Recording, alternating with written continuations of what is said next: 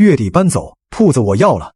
苏婉秋手里的面团掉在地上，她抬头看着赵贵生，嘴唇动了动。赵哥，咱不是说好续租的吗？说好，我什么时候答应过你？郑桂芝从后面探出头来，笑得眼睛眯成一条缝。苏婉秋看着她手里拎着的菜，那是昨天自己送过去的。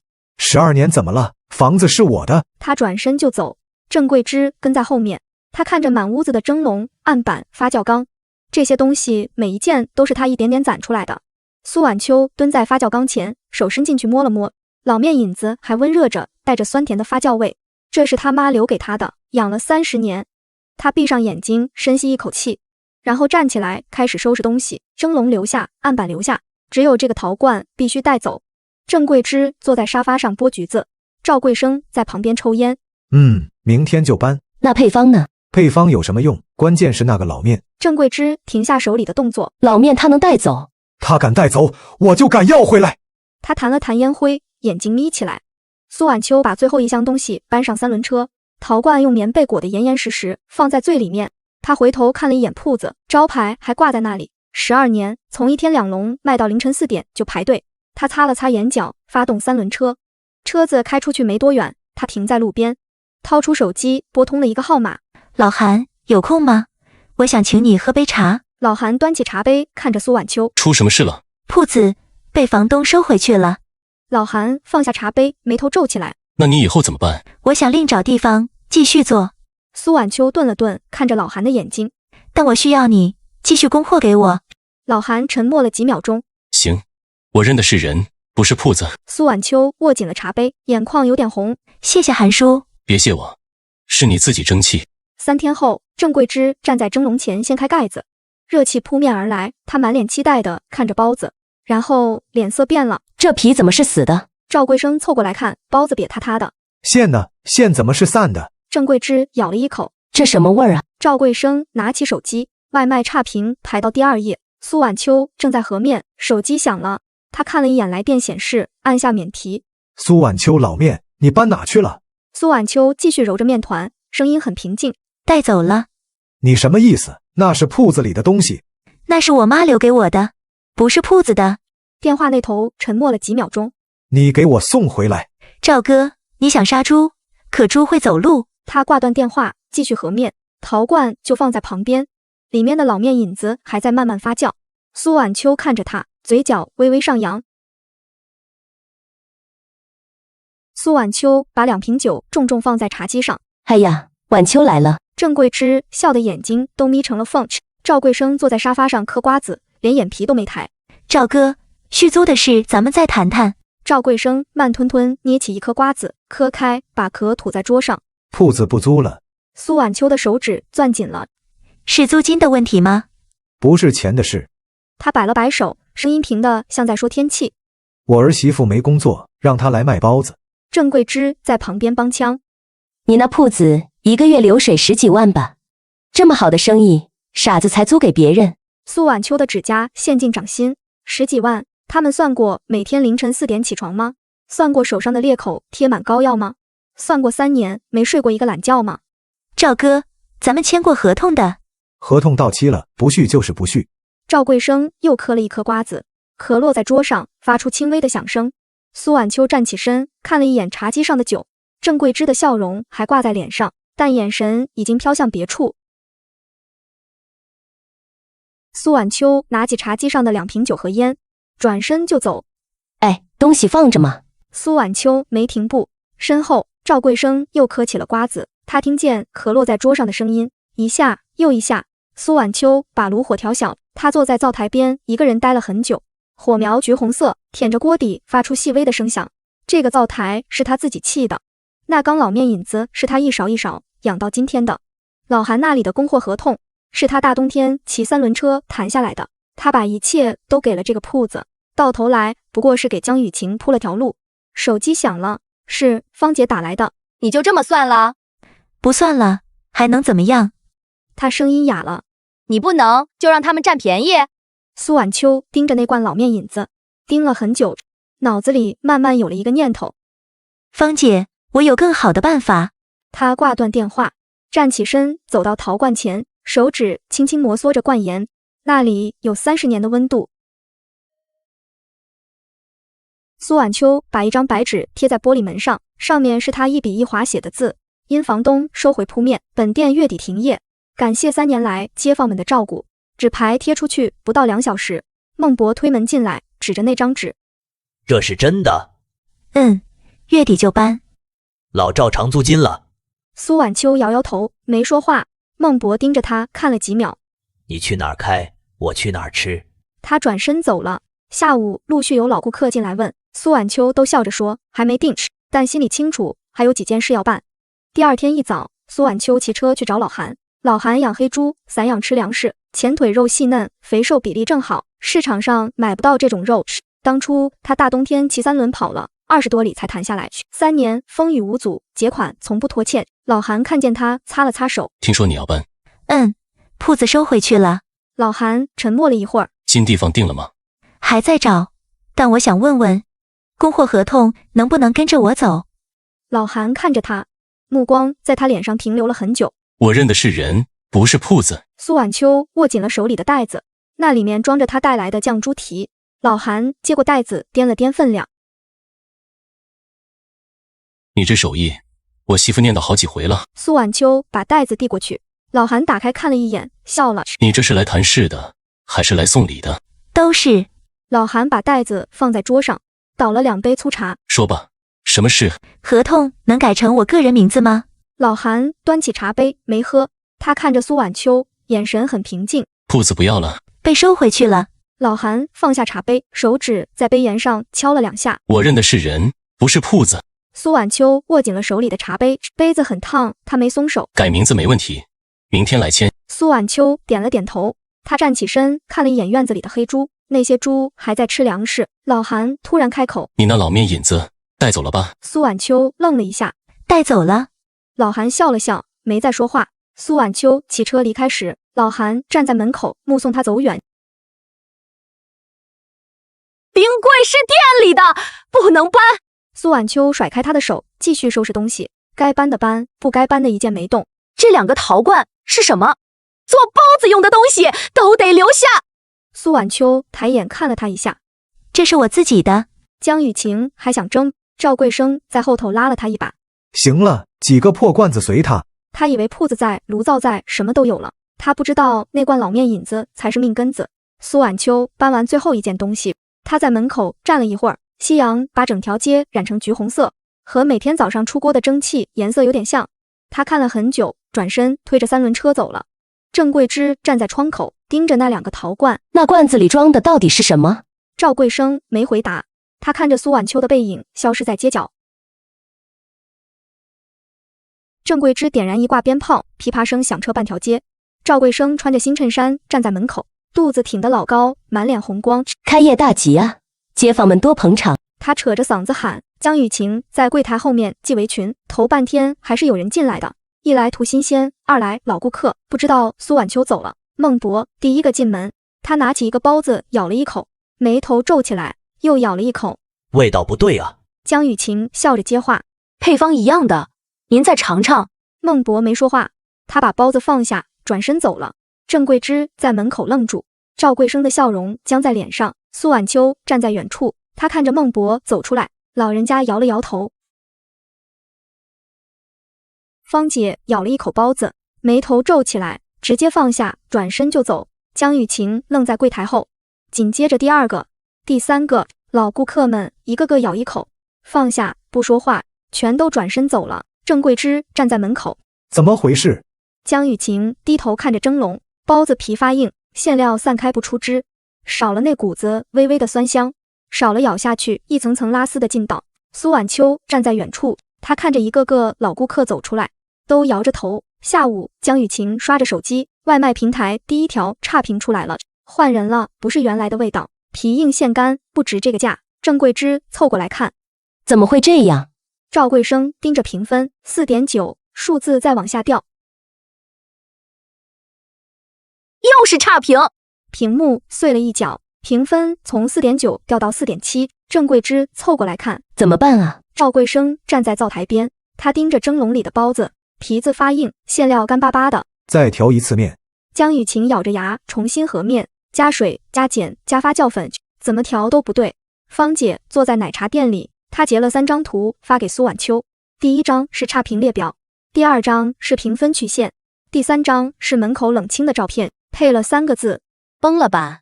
苏婉秋看了一眼手机，她回了个没有多说。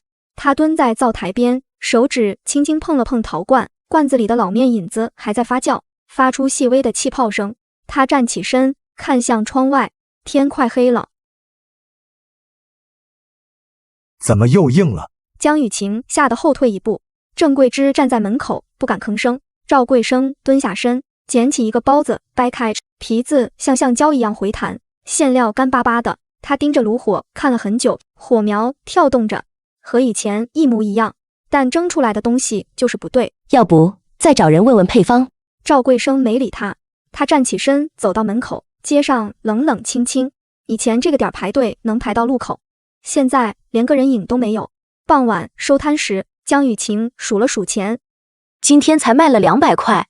郑桂芝脸色发白，赵桂生坐在凳子上，手里攥着那张配方纸，纸都被汗水浸湿了。他突然明白过来，有些东西带不走。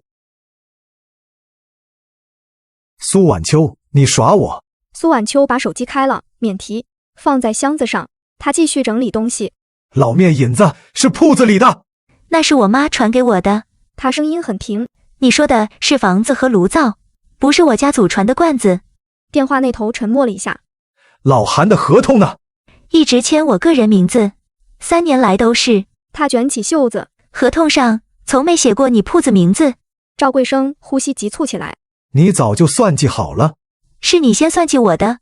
他停下手里的活。合同到期不续租，这有什么问题？电话那头传来砸东西的声音，然后是郑桂芝的尖叫。苏婉秋挂断电话，她看着陶罐，罐子里的老面引子还在发酵。赵桂生把手机摔在地上，屏幕碎成蛛网状。怎么办？赵桂生没说话，他盯着那张配方纸，纸上的字迹已经模糊了。赵桂生把手机狠狠摔在墙上，屏幕炸裂，碎片溅到郑桂芝脚边，他吓得往后退了一步。赵桂生喘着粗气，把面引子还回来。老韩那边也给我说清楚。电话那头安静了几秒。那是我妈传给我的，不是从你铺子拿的。他的声音很平。凭什么还给你？你这不是逼死我吗？苏婉秋轻轻笑了一声。财路是你自己走死的，我只是把我的路挪了个地方。他挂断电话。赵桂生盯着碎掉的手机，郑桂芝捡起那张配方纸，纸上的字迹已经模糊了。当初你说续租的时候，他是不是就开始防着了？赵桂生没说话，他突然明白过来，从那句话开始，就已经没有回头路了。老韩那边怎么办？赵桂生拨通老韩的号码。老韩，明天的货照常送。电话那头沉默了几秒。赵桂生，合同已经赚了。转给谁了？苏婉秋。赵桂生握紧手机。他凭什么？合同一直签他个人名字，我认的是人，不是铺子。电话挂断了。赵桂生盯着碎掉的屏幕。这下怎么办？赵桂生没说话，他攥紧那张配方纸，纸都被汗水浸透了。苏婉秋蹲在陶罐边，她掀开湿布，老面引子还在发酵，发出细微的气泡声。她站起身，看向窗外，天快黑了。赵桂生站在门口，街上冷冷清清。他掏出手机，拨通苏婉秋的号码。你别太过分。电话那头传来苏婉秋平静的声音。我只是带走了我自己的东西。他挂断电话。赵桂生盯着手机。郑桂芝走过来。他不会回头了。赵桂生转身走进店里，炉火还在烧着，但蒸出来的包子就是不对。他突然明白过来，有些东西偷不走。把面引子交出来。苏婉秋往旁边一侧，郑桂芝扑了个空，踉跄2步，险些摔倒。有话说话，别动手。郑桂芝叉着腰，唾沫星子横飞。你把我们家东西带走了，我找你要有什么问题？赵俊杰站在他身后，掏出手机对着苏婉秋开始录像，拍下来发网上，让大家看看这种人什么嘴脸。郑桂芝声音越来越响，引得旁边仓库的租户都探头来看。3年了，你在我们铺子做生意，知道我们给你多少优惠吗？苏婉秋没接话，他看了眼手机，悄悄点开录像功能，镜头对准了郑桂芝。你就是这么回报我们的，忘恩负义的东西。苏婉秋把手机举高了一点，郑桂芝还在骂，赵俊杰还在录，他们都没发现苏婉秋的手机屏幕上录像时长已经跳到了2分钟。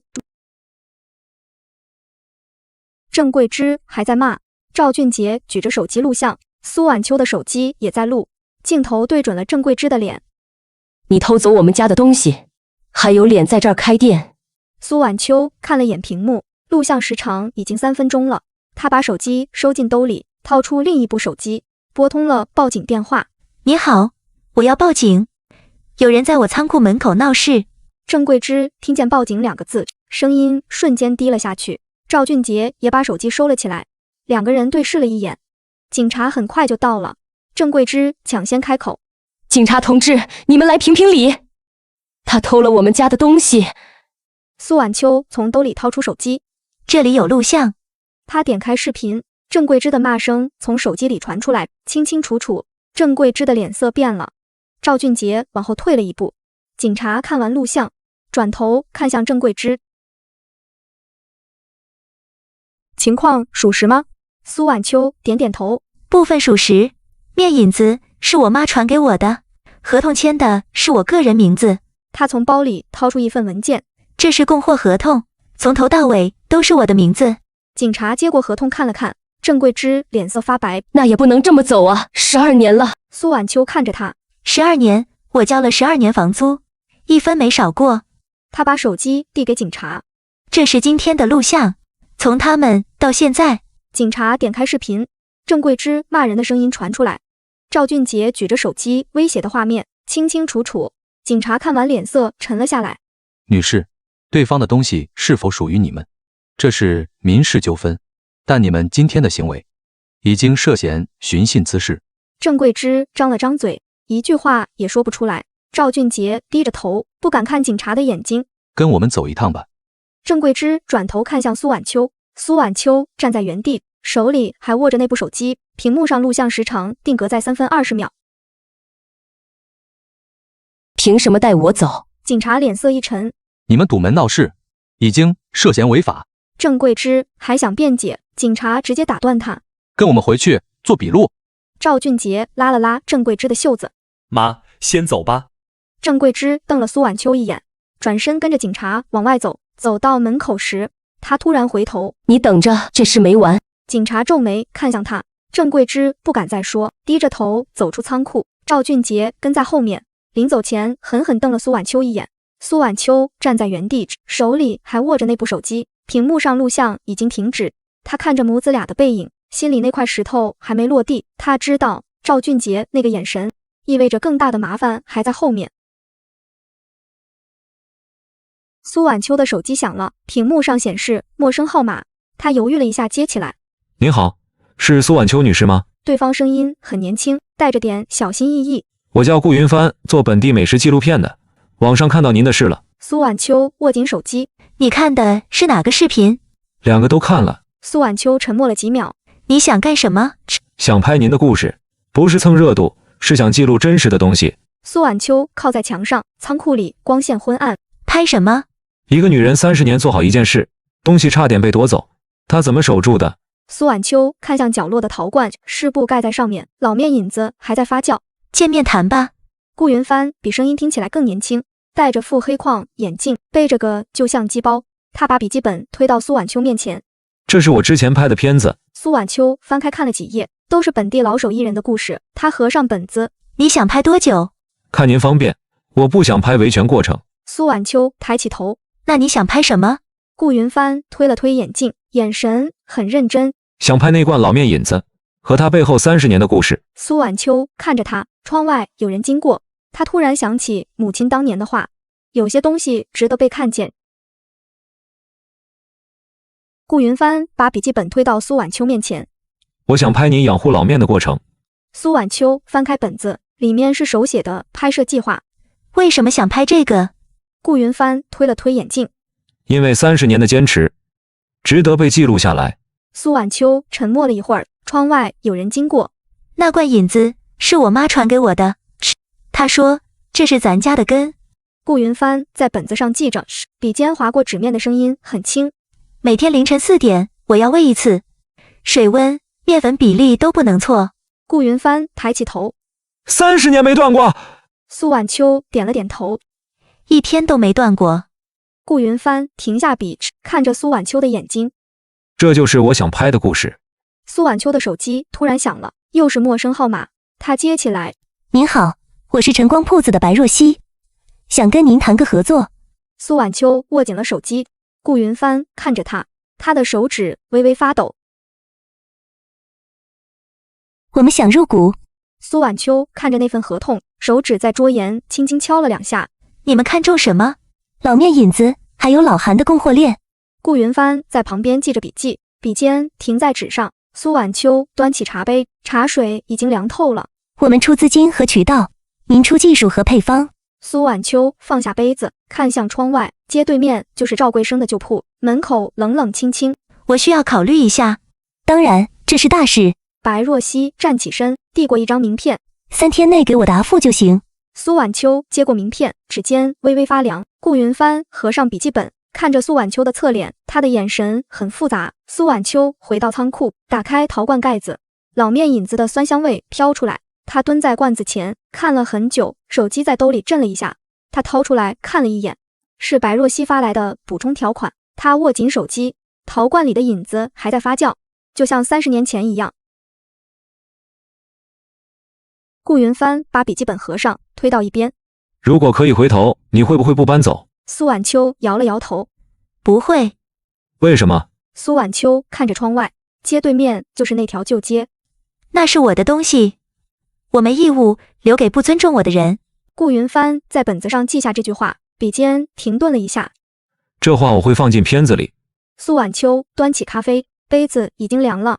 他放下杯子，手机突然震了一下，是芳姐发来的消息，只有一句话：视频转发破50万了。苏晚秋看着屏幕，评论区全是支持的声音。他把手机扣在桌上，顾云帆看着他。接下来打算怎么办？苏晚秋站起身，拿起桌上的包。该做的还得做。他转身往外走，顾云帆看着他的背影，手机屏幕还亮着，评论区的数字还在往上跳。芳姐把手机推到苏晚秋面前，你看评论区。苏晚秋低头看了一眼，全是支持他的声音。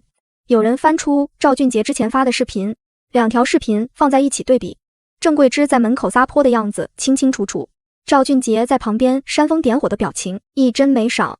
他那条视频评论区炸了。苏晚秋往下翻，有人说合着这家人是这种人，有人说房东要收铺子还想流心血，有人问谁有完整版录像。芳姐点开另一条视频，有人把那天的完整版发出来了。视频里郑桂芝骂人的声音很清楚，赵俊杰在旁边推波助澜的样子全录上了。这条视频2小时转发过万。苏晚秋看着屏幕，顾云帆从外面走进来，他在对面坐下。赵俊杰把视频设成仅自己可见了。苏晚秋抬起头，晚了。顾云帆点了点头。截图已经到处都是。芳姐把手机收起来，她看着苏晚秋。接下来怎么办？苏晚秋站起身，拿起桌上的包。该做的继续做。他转身往外走，顾云帆看着他的背影，手机屏幕还亮着，评论区的数字还在往上跳。赵俊杰那条视频下面，有人留言说有本事接着发，有人问怎么不更新了。赵俊杰的头像变成了灰色。一把推开围观的人，录什么录？那人手机举得更高了。郑桂芝想骂回去，话到嘴边又咽了回去。他灰溜溜转身就走。赵贵生站在柜台后面，店里一个客人都没有。他盯着手机屏幕，评论区全是骂声。赵俊杰从外面进来，爸，我把视频删了。赵贵生抬起头，删了有什么用？赵俊杰低下头，他的手机也在震，全是陌生号码打来的。苏晚秋翻开白若曦递过来的文件，一页页看得很仔细。供货渠道和老面引子作价入股，占股30%。苏晚秋看完最后一页，他合上文件。我需要再想想。白若曦点了点头。3天内给我答复。苏晚秋站起身，握紧了手里的文件。窗外有人经过，他突然想起母亲说过的话，有些路走着走着就清了。老韩那边我去谈过了，苏婉秋翻开文件，第一页是老韩的供货承诺书。他说认的是人，不是铺子。苏婉秋看着那行手写签名，指尖停在老韩名字上。他真这么说？白若曦点了点头。他还说你这12年没欠过一次账。苏婉秋合上文件，她站起身。我同意入股。白若曦伸出手。合作愉快。两人握手的瞬间，窗外有人影闪过。苏婉秋打开陶罐盖子，老面引子的酸香味飘出来。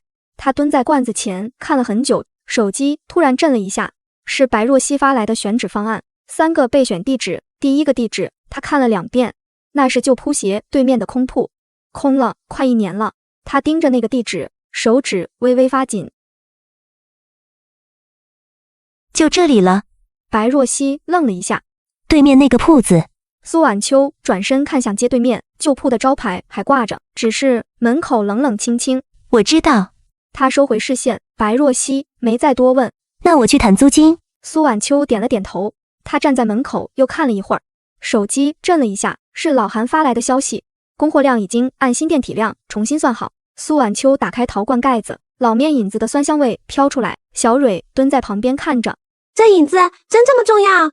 苏婉秋舀了一勺引子，递到小蕊面前。你闻闻。小蕊凑近闻了闻，她皱了皱眉，有点酸。苏婉秋把引子放回罐里。这是30年的味道。小蕊没说话，她看着苏婉秋的手，那双手在罐子里搅动着，动作很轻很慢，像在抚摸什么珍贵的东西。老韩从外面走进来，他看了一眼陶罐。新店什么时候开？1个月后。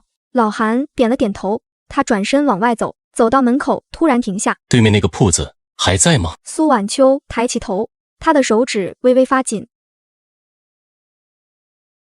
顾云帆把镜头对准墙角的陶罐，2个陶罐整齐摆在那里，上面盖着湿布。顾云帆按下快门。这次真的起来了。苏婉秋蹲在罐子前，她掀开湿布看了一眼，老面引子的酸香味飘出来。还得养几天。顾云帆收起相机，他看着那2个陶罐。30年了。苏婉秋没说话，她把湿布重新盖好，手指在罐沿上停了一下。小蕊从外面进来。灶台装好了。苏婉秋站起身，她走到新灶台前，伸手摸了摸炉口，还是温的。顾云帆举起相机，镜头里是苏婉秋的侧脸，她看着那个炉口，眼神很专注，像在看什么珍贵的东西。小蕊走到她身边。什么时候开业？1个月后。顾云帆放下相机，他看着墙角的陶罐，又看了看新灶台，突然想起什么。对面那个铺子还在吗？苏婉秋转过身，她的手指微微发紧。孟博一把推开玻璃门，直奔蒸笼。我等1个月了。苏婉秋掀开笼盖，热气腾起来，整条街都是老面的香。孟博接过包子，咬了一口，他眯起眼睛，嘴唇微微颤抖。还是这个味儿。他的眼眶红了。苏婉秋低下头，他转身去拿夹子，手指有点发抖。队伍很快排起来了。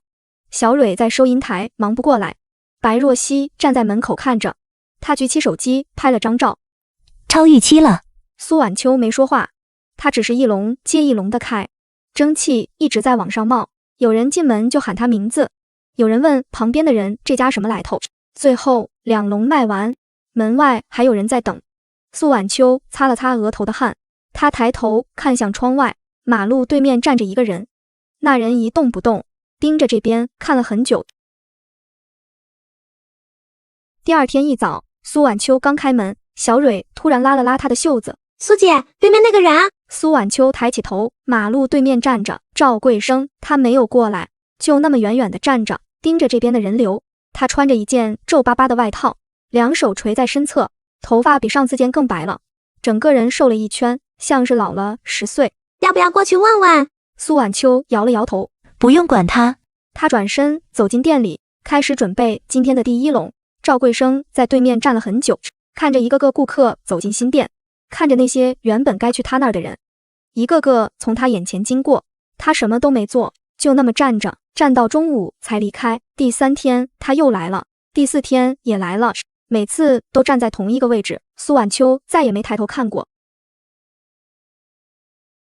一个男人踉跄着撞开玻璃门，浓烈的酒气扑面而来，他眼神涣散，脚步虚浮，径直冲向操作台，抬手扫翻一摞蒸笼布。你干什么？他吓得往后退了一步。苏婉秋从灶台边走过来，挡在醉汉面前。你买过我们的包子？醉汉抓住蒸笼边沿，做事要往地上摔。吃坏肚子了，赔钱。苏婉秋没动。今天早上收摊是9点半。他平静地看着他。你身上的酒不是早上喝的。醉汉愣了一下，手上的力道松了松。小蕊悄悄举起手机，镜头对准了门口，马路对面有个人影正盯着这边看。醉汉一把抓住蒸笼边沿，不赔钱我就砸了这店。苏婉秋站在原地没动。小蕊，把监控调出来。小蕊愣了一下，转身往后台跑。醉汉的手松了松。调什么监控？苏婉秋没理他。他走到门口，往街对面扫了一眼，赵贵生还站在那里，身子微微前倾，眼神紧紧盯着店里，嘴角挂着一丝弧度。苏婉秋收回目光，掏出手机拨了110。你好，我要报警。他的声音很平静。有人在我店里寻衅滋事。说完，他把手机转了个角度，镜头对准门口，对着赵贵生开始录像。醉汉坐在地上开始耍赖。是他推的我。他指着苏婉秋。我头撞到台子上了。小蕊从后台跑出来，手里拿着平板。监控调出来了。苏婉秋接过平板，手指在屏幕上滑动。他往街对面又看了一眼，赵贵生的身影还在那里。赵贵生挤进人群。警察同志，我看见了，是他先动的手。警察转过头看着他。赵贵生站在最前排，表情很笃定。他把人推倒的，我亲眼看见。苏婉秋没说话。他把平板递给警察。监控拍得很清楚。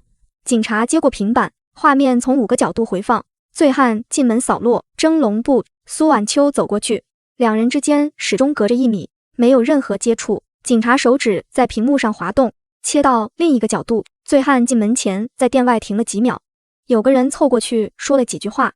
那个人是赵贵生。画面里他从口袋掏出什么塞进了醉汉手里。警察抬起头，目光落在赵贵生脸上。你跟我们走一趟。赵贵生脸色瞬间变了，他往后退了半步。小蕊举着手机，镜头一直对着他。小蕊把手机递给警察，屏幕里赵贵生站在门外，盯着店里看了3分钟，然后走到醉汉身边，从口袋掏出2张钞票塞进醉汉手里，嘴唇动了几下。醉汉点点头，转身就往店里冲。这是你拍的？对，我看他鬼鬼祟祟。警察看向赵贵生，你跟我们走一趟。赵贵生脸色煞白，我就是路过。他声音发抖，往后退了2步。警察走过去，按住他的肩膀。证据都在这儿。醉汉瘫坐在地上。是他让我来的。周围的人开始议论，有人认出了赵贵生，指指点点。赵贵生低着头，被警察带上了车。苏婉秋站在门口，看着警车开走。他转身走进店里。小蕊收起手机。他还会来吗？苏婉秋没说话。他走到灶台前，打开下一笼蒸屉，热气扑面而来。你满意了？苏婉秋甩开他的手。郑桂芝踉跄退了2步。1年了，整整1年。他声音发颤，眼眶通红。是他自己选的。郑桂芝瘫坐在台阶上，捂着脸开始哭。路人纷纷侧目。苏婉秋转身离开。小蕊正在揉面。判多久？1年。小蕊手上动作停了停。苏婉秋走到灶台前，掀开蒸笼盖子，热气扑面而来。她盯着笼屉里的包子，很久没说话。郑桂芝站在马路对面，看着新店里人来人往，她擦了擦眼泪，转身走进旧铺。门上贴着转让告示，纸张已经发黄，风吹过，告示在风中微微颤动。苏姐，我替我爸道个歉。苏婉秋停下脚步，没有回头。我妈病了，在医院要用钱。她声音发颤。律师说还能上诉，但也要钱。苏婉秋转过身，看着他低着头，手指绞在一起。你能不能跟警察说几句话？他抬起头，眼圈有点红。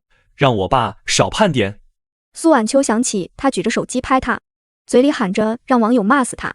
想起郑桂芝坐在库房门口，拍着腿嚎哭喊他白眼狼。想起赵贵生坐在沙发里嗑瓜子，跟他说月底搬走吧。判多少是法律的事。他声音很平静。不是我说几句话能定的。我知道，但我妈……你妈的病，你自己想办法。他打断他，这不是我欠你们家的。赵俊杰张了张嘴，最终什么都没说出来。苏晚秋转身走进店里，小蕊正在擦桌子，抬头看了他一眼，欲言又止。苏晚秋走到灶台前，掀开蒸笼盖子，热气扑面而来。赵俊杰站在原地，看着新店里忙碌的身影，他掏出手机，屏幕上是一条未读消息，发件人是江雨晴。你就不能帮忙吗？苏晚秋甩开他的手，退后半步。从你爸说月底搬走那天起，他声音很平，就没有回头路了。赵俊杰愣在原地，嘴唇动了动，最终什么都没说出来。苏晚秋转身走进店里，小蕊正在擦灶台，抬头看了他一眼，欲言又止。赵俊杰站在马路对面，看着新店里忙碌的身影，他掏出手机，屏幕上是一条未读消息，发件人是江雨晴。苏晚秋走到灶台前，掀开蒸笼盖子，热气扑面而来。他盯着笼屉里的包子，很久没说话。他还会来吗？苏晚秋摇摇头，不会了。他把蒸笼盖子盖上，转身走向角落，那个陶罐静静放在那里。他蹲下来，掀开湿布，里面的老面引子散发着淡淡的酸香。他伸手挖出一块，动作很轻，像对待一个沉睡的孩子。赵俊杰还站在那里，看了很久，最后转身离开，他的背影消失在街角，再也没有回头。3个月稳在6000往上。苏晚秋接过报表，扫了一眼数字。明年另外2个区各开一家。苏晚秋点点头，把报表放回桌上。供货跟得上吗？老韩那边没问题。他顿了顿，他说你这个引子养得好。苏晚秋没说话，转身走向角落，陶罐静静放在那里。他蹲下来，掀开湿布，里面的老面引子散发着淡淡的酸香。芳姐端着豆浆坐在靠窗的位置。现在这个才叫过日子。苏晚秋笑了笑，送他到门口。芳姐走进人来人往的街里，苏晚秋站在门口，对面那个铺子玻璃门上贴着转让启事，纸都起边了，没人来撕。他看了一眼，收回目光，转身进店。顾云帆正在拍摄灶台，纪录片在电视台播了。苏晚秋走到蒸笼前，掀开盖子，热气扑面而来，咨询量翻了3倍。苏晚秋提起蒸笼，笼布一揭，包子白白胖胖摆在里面，表皮是软的，是老面发出来的那个劲道。他把蒸笼放下，走到角落，蹲在陶罐前，伸手挖出一块引子，动作很轻。顾云帆镜头对准他的手，他把引子放回去，盖上湿布，站起身，转身看向窗外，街对面有个人影站在那里一动不动。江雨晴从旧铺里走出来，看了一眼转让启事，转身锁门。苏子恒站在门外，盯着灶台看了快20分钟，不排队，不买包子，眼神一直落在蒸笼上。姐，那人又来了。苏晚秋抬头扫了一眼，手上继续包着包子。我知道。苏子恒换了个角度，这次能看清和面全过程。他掏出手机，对着操作台拍了几张照片。要不要赶他走？苏晚秋摇摇头，让他看。他把包好的包子放进蒸笼，动作很稳。苏子恒盯着他的手，一眨不眨。苏晚秋走到角落，蹲在陶罐前，掀开湿布，伸手挖出一块引子。苏子恒在门口探头，想看清他手里的东西。苏晚秋把引子放回去，盖上湿布，站起身，转身看向门口。能看见的都看完了。苏子恒愣了一下，点点头，看完了。苏晚秋走到灶台前，掀开蒸笼盖子，热气扑面而来。那你看懂了吗？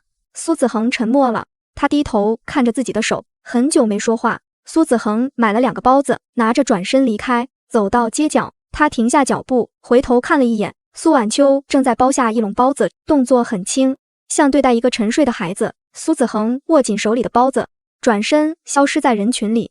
他还会来吗？苏晚秋没说话，他走到陶罐前，蹲下来，伸手摸了摸湿布，布料微微发凉。苏晚秋把包好的包子放进蒸笼，抬头看了苏子恒一眼。能看见的从来不值钱。苏子恒愣住了，他低头看着自己的手机，屏幕上是刚拍的照片，灶台、蒸笼、面案，每个角度都拍得很清楚。那值钱的是什么？苏晚秋没回答，他走到角落，蹲在陶罐前，掀开湿布，里面的老面引子散发着淡淡的酸香。在这里面。苏子恒走过来，蹲在他旁边，凑近看了看。就是这个。苏晚秋伸手挖出一块引子，动作很轻。